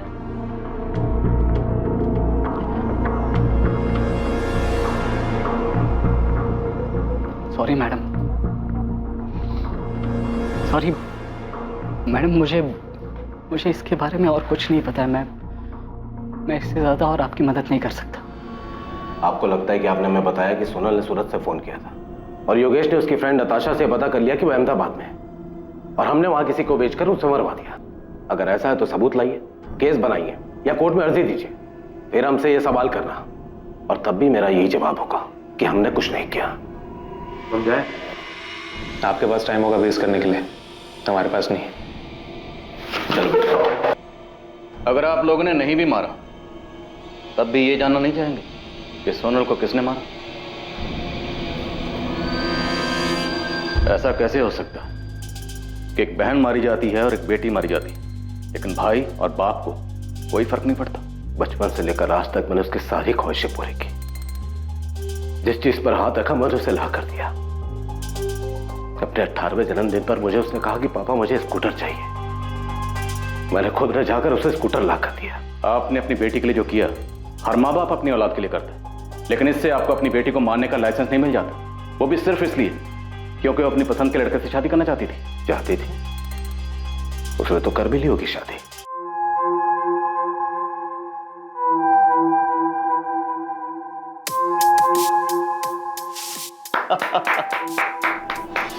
हम उसे सिर्फ इसलिए ढूंढ रहे थे ताकि उसे ये बोल सकें कि उसने जो कुछ किया है ठीक है। अब उसे हमसे ऐसे भागने की या छिपने की कोई जरूरत नहीं। और आप लोगों को लगता है कि मैं आप लोगों की इन बातों पे यकीन कर रहा हूं, क्योंकि इसके अलावा आपके पास और कोई चॉइस नहीं है। वरना साबित करो कि सोनल और जयेश को हमने मारा है।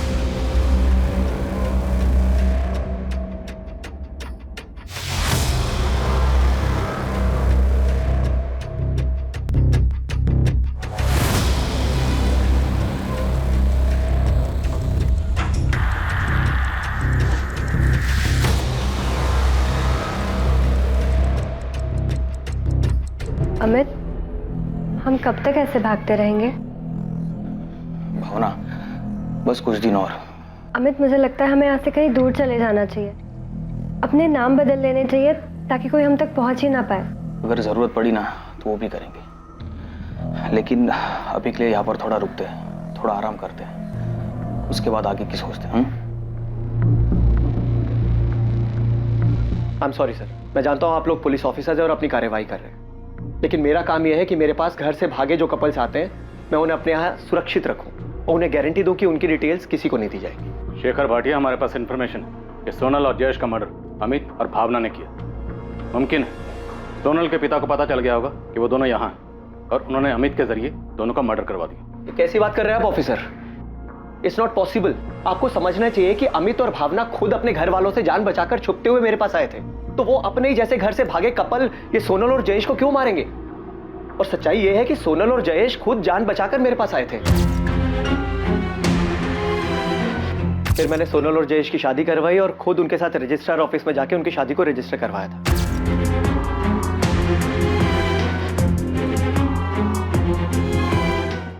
सर 19 अक्टूबर से 2 नवंबर पूरे 2 हफ्ते वो यहीं पर मेरे दिए रूम में रहे, और जब वो यहाँ से जाने लगे तो मैंने उनसे पूछा भी था कि क्या उन्हें पूरा यकीन है कि यहाँ से बाहर जाकर वो लोग सेफ रहेंगे, क्योंकि पता नहीं क्यों मुझे उनके लिए डर था।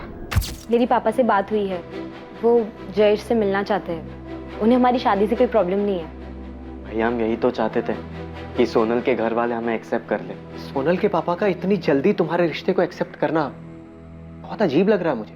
भैया वो मेरे पापा हैं। बिल्कुल सोनल, वो तुम्हारे पापा हैं, इसीलिए कह रहा हूँ। मैंने बहुत से केसेस में देखा है कि देखो, मैं नहीं चाहता तुम दोनों के साथ कुछ भी ऊंच नीच हो। भैया मैं आपका डर समझ सकता हूँ, लेकिन आप चिंता मत करो, ऐसा कुछ भी नहीं होगा। आप हमें जाने दो, और आपने हमारे लिए जो कुछ भी किया है हम वो कभी नहीं भूल पाएंगे। हाँ भैया, और अब तो पापा और भैया दोनों मान गए हैं, वो जयेश का एक्सेप्ट करने के लिए तैयार है, तो हमें जाना चाहिए। मुझे डर था कि वो लोग गलती कर रहे हैं, फिर भी मैं उन्हें रोक नहीं पाया, और मेरा डर सच साबित हुआ। ये सोनल और जयेश का मैरिज सर्टिफिकेट है। मैं इसे सोनल के घर पे भेजने ही वाला था, लेकिन उससे पहले ही आपके आदमी ने आके मुझे बताया कि उन दोनों का मर्डर हो गया है।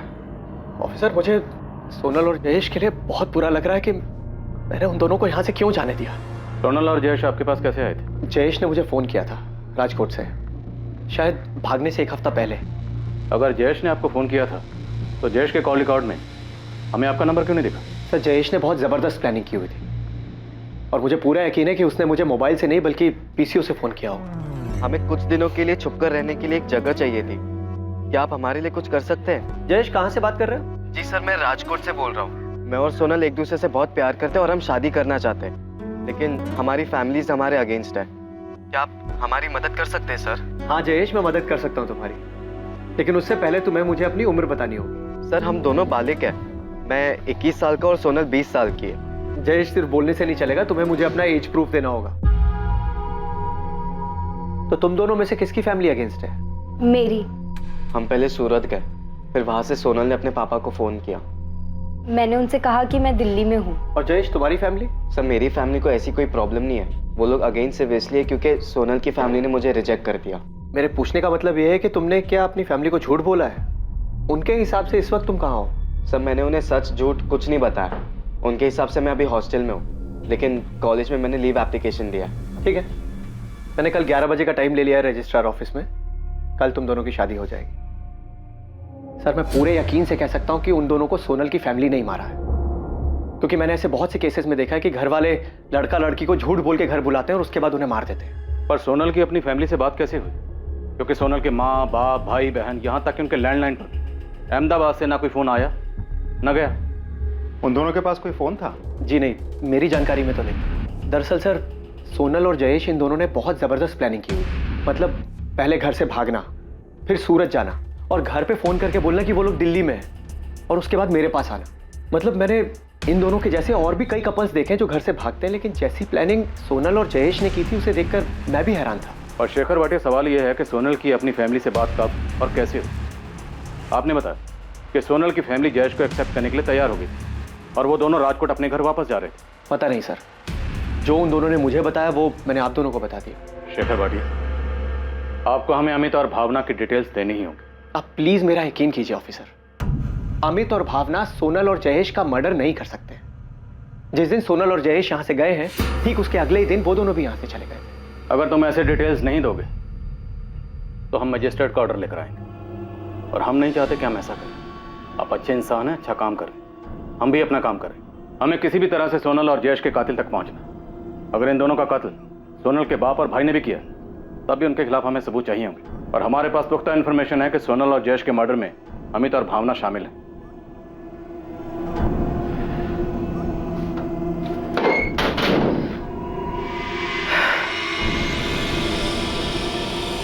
ये लीजिए,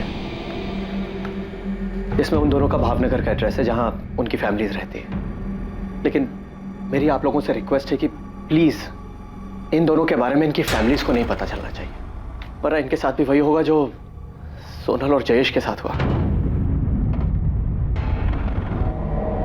सर, राजकोट में बैठे जयेश को शेखर भाटिया के बारे में कैसे पता चला कि उनकी मदद कर सकता है? इस शेखर भाटिया की ना कोई वेबसाइट है, ना ऑफिस है, ना कोई प्रचार है। फिर कोई तो था जो उनकी मदद कर रहा था। इतनी प्लानिंग कि सूरत जाएंगे और दिल्ली बताएंगे, मोबाइल फोन यूज नहीं करेंगे और फिर शेखर को कांटेक्ट करना। रुपेश, हम कुछ तो मिस कर रहे हैं। सोनल और जयेश के लिए हम जिम्मेदार हैं। हमसे ही सोनल के पापा और भाई को पता चला कि फोन दिल्ली से नहीं सूरत से आया था। नहीं सर, आप फिजूल में अपने आप को जिम्मेदार ठहरा रहे हैं। मुझे लगता है ये सारा प्लान पहले ही बन चुका था। उनके घर से भागने के बाद ही उनका मर्डर, सब कुछ। सर, मुझे ये समझ में नहीं आ रहा है, सोनल ने अहमदाबाद से अपने पापा के साथ कब और कैसे बात की? शरद राज ये सामने से कबूल करने आया था। कहीं इंफॉर्मेशन के नाम पर इसने हमें घुमा तो नहीं दिया? मैं आपको घुमाऊंगा? तुम्हारी बहन जैसी सोनल को तूने 10 लाख लेके जाने दी, पर ये नहीं पूछा कि कहाँ जा रही है। मैंने नहीं पूछा सर, क्योंकि मैं ऐसी बात जानना ही नहीं चाहता था जो मुझे मजबूरी में किसी को बतानी पड़े, जिसकी वजह से सोनल मुसीबत में आ पड़े। जयेश परमार अहमदाबाद के शेखर भाटिया को कैसे जानता था? मैं किसी शेखर भाटिया को नहीं जानता। शेखर भाटिया? ये कौन है? तुम्हारे जैसे घर से भागने वालों की मदद करते हैं। शादी, मैरिज सर्टिफिकेट से लेकर चुप कर रहने की जगह तक का इंतजाम कर देगा। फोन कर लेना इसे। नहीं मैम, मैं किसी शेखर भाटिया को नहीं जानती हूँ। मैम, मुझे भी नहीं पता कि ये कौन है। राजकोट में कोई है जिसने सोनल और जयेश की मदद की हो, जिसने उनका अहमदाबाद में शेखर भाटिया से कांटेक्ट करवाया हो? मैम, वो एक्चुअली सोनल अपनी भाभी प्रिया से बहुत क्लोज थी और वो उनसे सब शेयर करती थी। माँ, चाय। और मैम, हो सकता है कि प्रिया भाभी ने उसकी हेल्प की हो। हाँ मैम, पॉसिबल है कि मुझसे पता लगाने के बाद कि सोनल अहमदाबाद में है, योगेश भैया ने प्रिया भाभी से भी पूछा हो। सोनल कहाँ है प्रिया? मुझे नहीं पता, उसने मुझे कुछ बताया भी नहीं था और मुझे नहीं पता था वो इस तरह से घर छोड़ के भागने वाली है। अगर तुमने उसकी मदद की है तो इसमें कुछ गलत नहीं है, बस हमें अब उसे घर वापस ले आना चाहिए। तुम देख ही रही हो, मैं और पापा जयेश को एक्सेप्ट करने के लिए रेडी हैं। बोलो प्रिया, कहाँ है Sonal?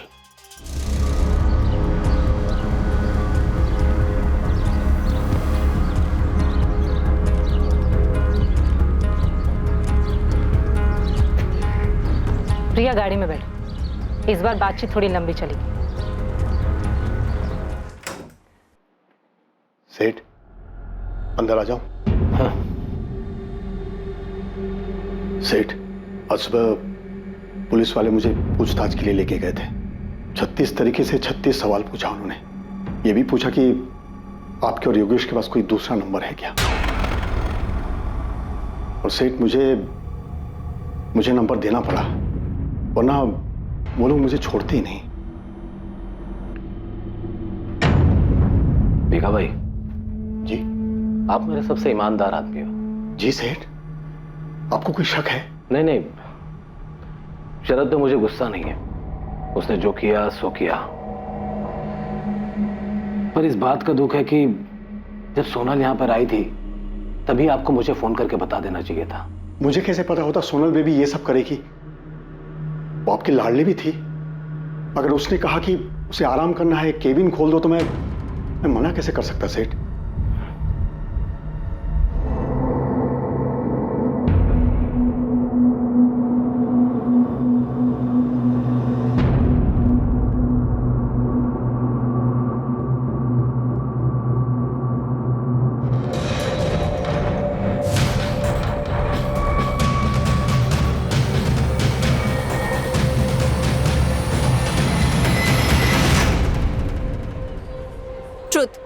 Truth, dare. Oh dare. तुझे वो जो रेड चेक शर्ट में लड़का दिख रहा है, तुझे उसके टेबल पर जाना है। वहाँ पर जाकर उसकी कोल्ड ड्रिंक पीनी है, समोसा खाना है, उसका नाम और फोन नंबर लेकर आना है, फिर वापस यहाँ आकर उसको फोन करना है। ये कोई डेयर नहीं है, ये तो एक पूरा चैप्टर है। बस सोनल रहने दे, हमें पता था कि एक तो तू खुद डेर लेगी, फिर तुझे कुछ नहीं होगा। ठीक है, ये भी कर लेती हूँ। Let's see.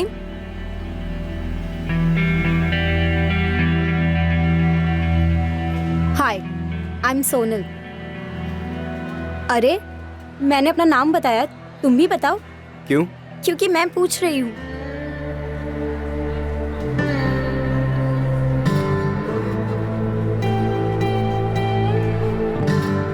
एक्सक्यूज मी, क्या चल रहा है ये सब? समोसा तो बहुत टेस्टी है।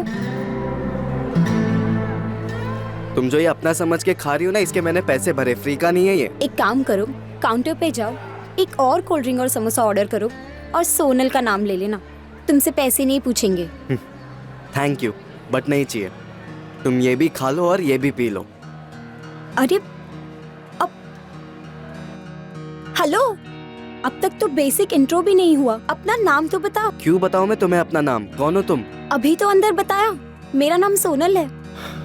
अच्छा, एक्चुअली ना मुझे ना डेयर मिली थी, प्लीज अपना नाम और नंबर दे दो, वरना मेरी दोस्त ना मेरा जीना मुश्किल कर देंगे। मैं ना ही तुमको अपना नाम बता रहा हूँ और ना ही मैं तुमको अपना नंबर दूंगा। अरे प्लीज टेंशन मत लो, मैं तुम्हें क्रेडिट कार्ड बेचने के लिए फोन नहीं करूंगी, दे दो ना नंबर। समोसा और कोल्ड ड्रिंक तो तुमने देख लिया, नाम जयेश परमार और ये है उसका फोन नंबर।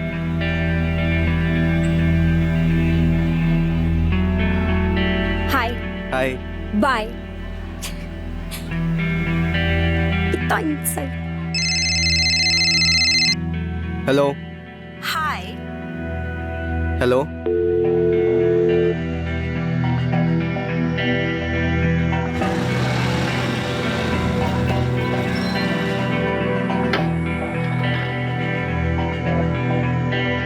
मैंने तुम्हें अपना फोन नंबर दिया तो तुम रोज रोज ऐसे कॉल करके परेशान करोगी?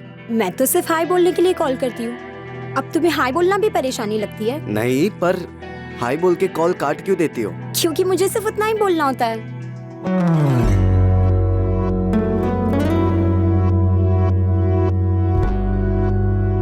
ओह, तो तुम्हें भी कुछ बोलना होता है?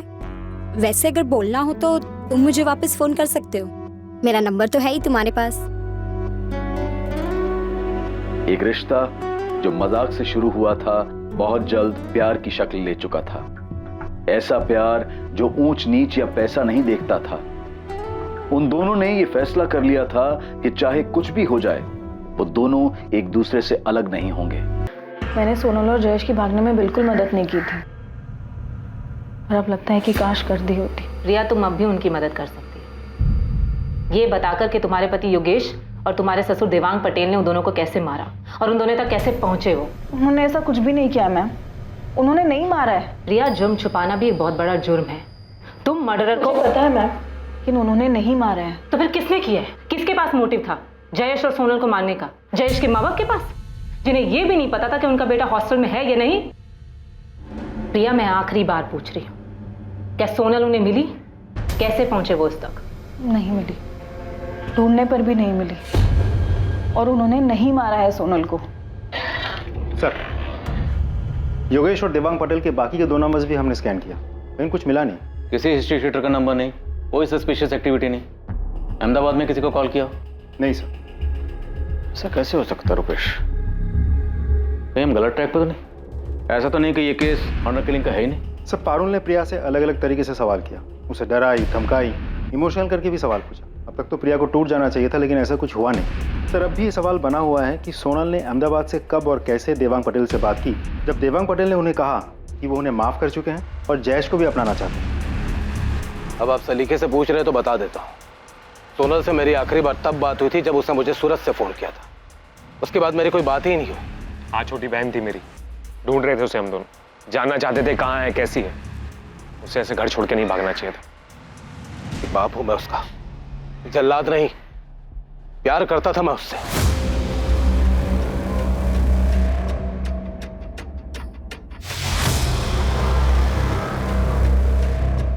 सर, शमशेर का फोन आया था। उसने भावनगर में अमित के किसी दोस्त के जरिए अमित दवे और भावना राठौर का पता लगा लिया है। कहाँ वो दोनों? अहमदाबाद के किसी लॉज में छुपे बैठे हैं। क्या सोनल और जयेश की हत्या वाकई इतनी सफाई से की गई थी कि पुलिस को उनके हत्यारे के खिलाफ कोई सबूत नहीं मिलने वाला था? क्या अमित और भावना इस हत्याकांड की सच्चाई को रोशनी में लाने वाले थे? क्या उन दोनों ने ही सोनल और जयेश के कत्ल की साजिश रची थी? सर, हम दोनों बालिग हैं और हमने अपनी मर्जी से शादी की है। सर, आप अगर हमें हमारे घर वालों के पास भेज देंगे तो वो हमें पक्का मार देंगे। तो खुद को बचाने के लिए तुम लोगों ने सोनल और जयेश को मारा, ताकि जब जली हुई लाशें मिले तो सबको यही लगे कि तुम लोग मर गए और उसके बाद तुम लोग आजाद हो जाओ। यही प्लान बनाया था ना तुम दोनों ने? ये आपको किसने बताया? ये छोड़, आगे बोल। ये आपको राशि ने बताया? जिसने भी बताया हो, प्लान तो तुम्हारा ही था ना। सर, आप उस राशि की बातों में आ गए। हम ऐसा क्यों करेंगे? बेचारे सोनल और जयेश भी हमारी तरफ अपने पापा के डर से अपने घर से ही भागे हुए थे सर। और हम सब, यहाँ तक कि राशि और उसके हस्बैंड रौनक भी शेखर भैया के घर पे अहमदाबाद में छुपे हुए थे, और हम सब ने साथ में मिलकर बहुत अच्छा टाइम बिताया सर। हम क्यों मारेंगे सोनल और जयेश को? उनकी तो नई नई शादी हुई थी, हमारी तरह वो भी बहुत खुश थे और हम सब अच्छे दोस्त बन गए थे। और सर, मुझे मालूम है आपको ये राशि नहीं बताया, क्योंकि मैंने राशि को बताया था। तो खुद को बचाने के लिए किसी को भी मार दोगे? ऐसा मैं नहीं, अमित कह रहा था। अरे यार, मैं तो मजाक कर रहा था यार। देखो, हम सब की हालत क्या है, हम ऐसा क्या करें कि हमारे घर वाले हमारा पीछा करना छोड़ दें। तो बस मैं ऐसे ही फालतू की आइडियाज फेंक रहा था यार। और मैंने कहीं पे देखा हुआ था कि 2 लोगों की लाश मिलती है और लोग उन्हें किसी और की समझ लेते हैं। तो तुमने सोचा तुम किन्हीं 2 लोगों को मार दोगे और तुम्हारे घर वाले सोचेंगे कि तुम और भावना मर गए। अरे यार, वो तो मैंने ऐसे ही बोला था यार। क्या मैं सच में ऐसा करूंगा? सर, मैंने ऐसे ही बोला था उसको, लेकिन राशि ने कुछ ज़्यादा ही सोच लिया था। इसलिए आप लोगों को उसने बोला कि हमने सोनल और जयेश को। सर, सोनल और जयेश के मर्डर के बाद तो हम खुद डर गए थे। जैसे ही हमने नेट पे पढ़ा उनके मर्डर के बारे में, हमने अगले ही दिन शेखर भैया का रूम छोड़ दिया। फोन है तुम दोनों के पास? हाँ सर, हमने अहमदाबाद से प्रीपेड सिम कार्ड खरीदे थे। दोनों अपना नंबर दो। शेखर भाटिया, जिसने तुम लोगों को छुपने की जगह दी थी, उसने हमें बताया कि सोनल की अपने पापा से बात हुई थी। सोनल के पेरेंट्स जयेश को एक्सेप्ट करने के लिए राजी थे, इसलिए सोनल और जयेश राजकोट वापस जा रहे थे। जिस दिन उन दोनों का मर्डर हुआ उस दिन तुम दोनों वहीं थे। तुम लोग क्या जानते हो इस बारे में? सर, जहाँ तक मुझे पता है सोनल की अपने पापा से कोई बात नहीं हुई थी। तुम्हें पता है कि सोनल कहाँ जा रही थी? सर, मैं और अमित तब शेखर भैया के रूम पे ही रह रहे थे जब सोनल और जयेश वहाँ से गए। सोनल बता रही थी कि वो गांधीनगर शिफ्ट हो रहे हैं। एरिया का तो अभी पता नहीं, लेकिन गांधीनगर में कहीं लेंगे घर। अच्छा, अपना खुद का? खुद का तो अभी नहीं, देख रहे अभी फिलहाल रेंट पे, शायद बात चल रही है बस। गुड यार, all the best Sonal. Thanks यार, बस एक बार घर ले ली और सब कुछ सेट कर ले, फिर मैं तुम्हें फोन करती हूँ। आना तुम दोनों। बिल्कुल, पक्का आएंगे। सोनल और जयेश गांधीनगर में घर रेंट पे ले रहे थे? हाँ सर। कौन दिलवा रहा था? पता नहीं सर, सोनल और जय ज्यादा कुछ बताते नहीं थे। पर कोई तो था जो उन्हें वहाँ घर दिलवा रहा था। क्या? गांधीनगर में घर रेंट पे? मतलब वो राजकोट जा ही नहीं रहे थे? जी शेखर जी, ये अमित और भावना से अभी अभी हमें पता चला है। इसका मतलब उन दोनों ने मुझसे भी झूठ बोला। पर क्यों? शेखर जी, क्या आप हमें बता सकते हैं कि वो कौन है जो उन्हें गांधीनगर में घर दिलवा रहा था? नहीं सर, इस बारे में तो मुझे कोई आइडिया नहीं है। बल्कि अगर मुझे पहले से पता होता तो मैं खुद वहां जाकर चेक करता कि वहां सब ठीक है कि नहीं। उन्हें इस तरह से अपनी जिंदगी खतरे में नहीं डालने देता सर। एक मिनट भावना, तुमने अभी कहा कि वो गांधीनगर में शिफ्ट करने के बाद तुम्हें कॉल करने वाली थी। बस एक बार घर ले ले और सब कुछ सेट कर ले, फिर मैं तुम्हें फ़ोन करती। हाँ, उसने कहा था वो कॉल करेगी। और अगले दिन 3 नवंबर को जब हम शेखर भैया का रूम छोड़ के जा रहे थे, मैंने उसे कॉल भी किया था, पर उसका फ़ोन स्विच ऑफ आ रहा था। और अगले दिन पता चला कि उन दोनों का मर्डर हो गया। सोनल का फोन स्विच ऑफ आ रहा था? सोनल के पास फोन था? सोनल और जयेश दोनों अपना फोन राजकोट में ही छोड़कर गए थे? नहीं सर, फोन था। वो दोनों एक ही फोन यूज कर रहे थे। सोनल और जयेश का अहमदाबाद का फोन नंबर पुलिस को एक बड़ी सफलता दिलाने वाला था।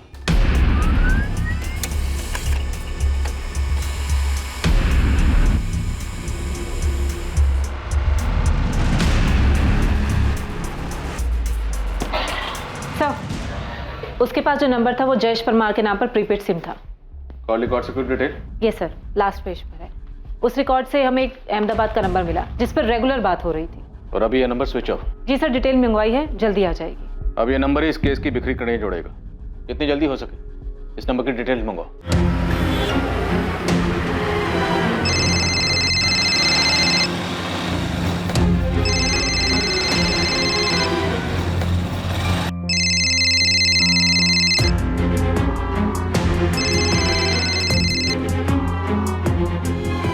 भरत राणा, तेरी सब इंस्पेक्टर रुपेश से फोन पे बात हुई थी। उसके बाद तू मुझसे भी मिला था। हाँ, वो जयेश के बारे में ना। फिर तूने हमें ये क्यों नहीं बताया कि जयेश ने अहमदाबाद आने के बाद अपने और सोनल के लिए एक प्रीपेड नंबर लिया था और तेरे पास भी अहमदाबाद का दूसरा नंबर था जिससे तू हर रोज जयेश से बात करता था। तुझे क्या लगा हम यहाँ तक पहुंच नहीं पाएंगे? पर हम पहुंच गए। अब तू सोच कि तू कहाँ पहुंचेगा।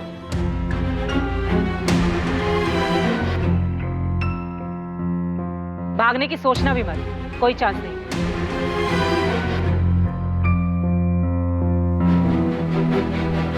एक्टिविस्ट ये तुम्हारे जैसे घर से भागने वालों की मदद करते हैं। ये शादी मैरिज सर्टिफिकेट से लेकर छुप कर रहने की जगह तक का इंतजाम कर देगा। फोन कर लेना इसे। Thank you Bharat. अबे थैंक यू क्यों बोल रहा है? बचपन का दोस्त हूं मैं तेरा, तेरे काम नहीं आऊंगा। जब जयेश परमार के पिता ने सोनल के घर वालों से बात करने से मना कर दिया, जब सोनल के घर वालों ने जयेश से मिलने तक से मना कर दिया, तब सोनल और जयेश ने घर से भाग जाने का प्लान बनाया। और तब जयेश ने तय किया कि वो अपने बचपन के दोस्त भरत राणा से बात करेगा और सोनल के साथ भागने में भरत की मदद लेगा। यार जयेश, ये घर से भागना, शादी करना और आगे लाइफ में सेटल होने के लिए, और उससे भी ज्यादा इंपॉर्टेंट है कि वो सोनल के पापा तुम दोनों तक ना पहुंचे ना, इन सब के लिए बहुत सारे पैसे लगेंगे। मुझे पता है जयेश, लेकिन अभी फिलहाल के लिए टेंशन नहीं है। सोनल कह रही है कि उसके पास पैसे हैं, उसने अपने पॉकेट मनी से सेव किए।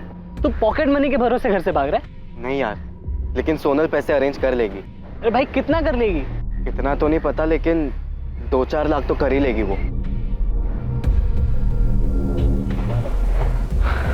सही है, क्योंकि लाखों की जरूरत पड़ेगी हमें। यार भरत भाई, एक हेल्प कर देना, रेंट पे घर दिला दे प्लीज। तू टेंशन मत ले, मैं सब अरेंज करवा दूंगा। तूने शेखर भाटिया को फोन किया? हाँ, उसने कहा कि जब भी आना हो आ जाना। गुड। अब मेरी बात ध्यान से सुनना। अपना और सोनल का फोन राजकोट में स्विच ऑफ करके उसका सिम कार्ड निकाल के फेंक देना। फिर उसके बाद सीधा अहमदाबाद आने के बजाय पहले सूरत जाना। वहां से सोनल के घर वालों को फोन करके बोलना कि तुम लोग दिल्ली में हो। लेकिन क्यों?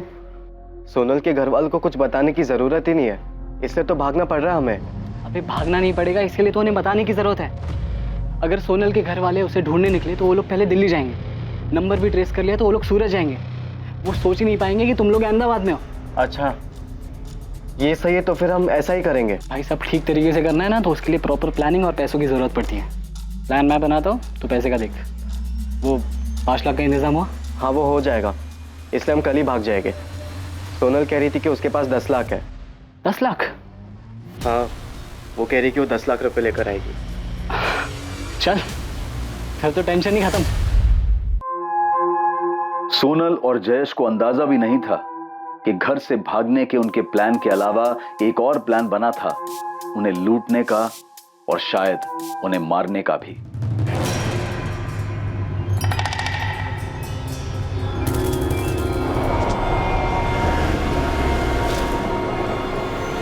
भरत, ये तो हमें कहाँ ले आया है? यहाँ पर मुझे कोई भी घर दिखाई नहीं दे रहा है। कैसे नहीं दिखाई दे रहे? कितना बड़ा घर है देख। यहाँ पे सिर्फ तुम दोनों ही रहोगे और कोई नहीं आएगा यहाँ।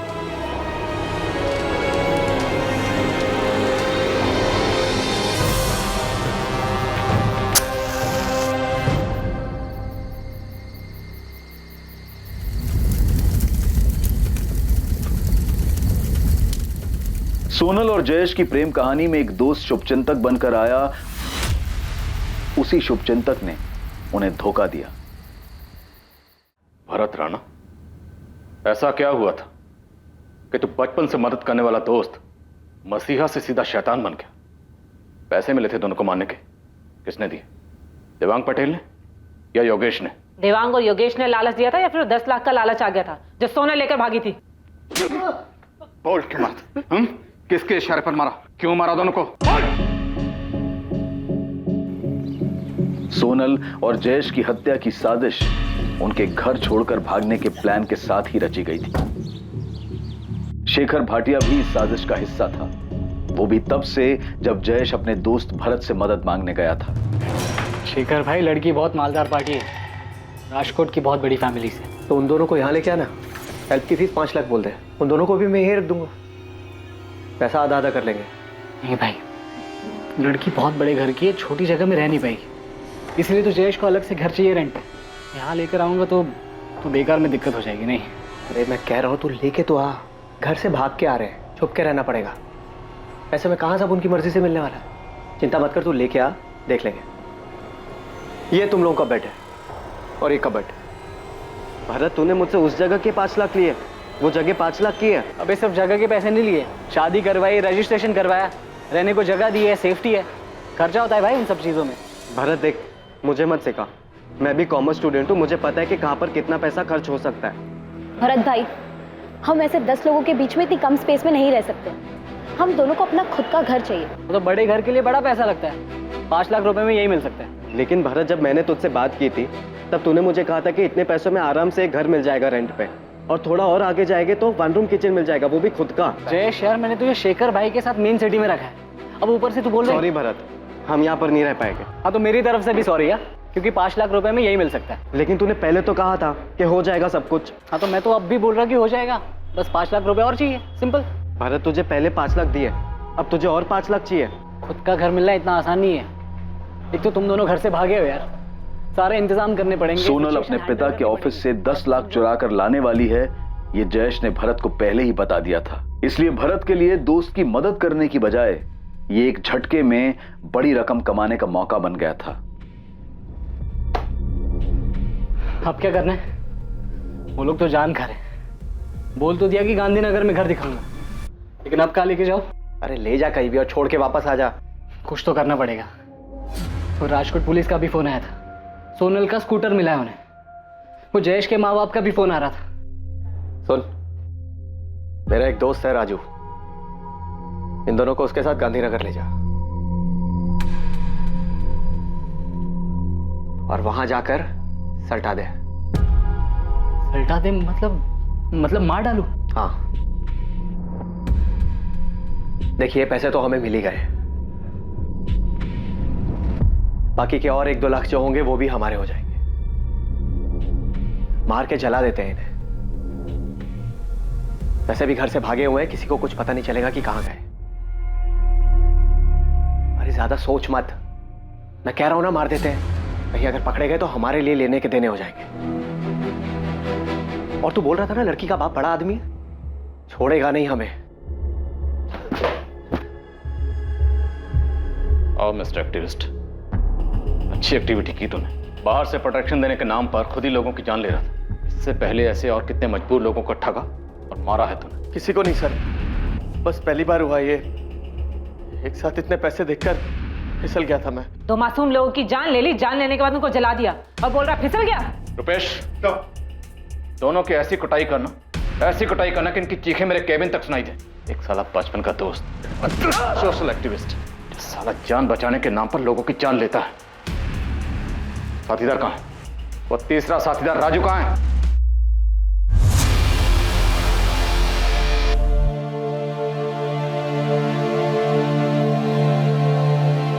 इस प्रेम कहानी में प्रेमियों का घर से भाग जाना तो था, पर ऑनर किलिंग यानी कि सम्मान के लिए की गई हत्या जैसा कुछ भी नहीं था। दो युवा प्रेमियों के परिवार वाले उनके घर से भाग जाने की प्लानिंग से अनजान थे इस बात से कि एक दोस्त ने पैसों के लालच में उनके बच्चों को मारने का प्लान बनाया था।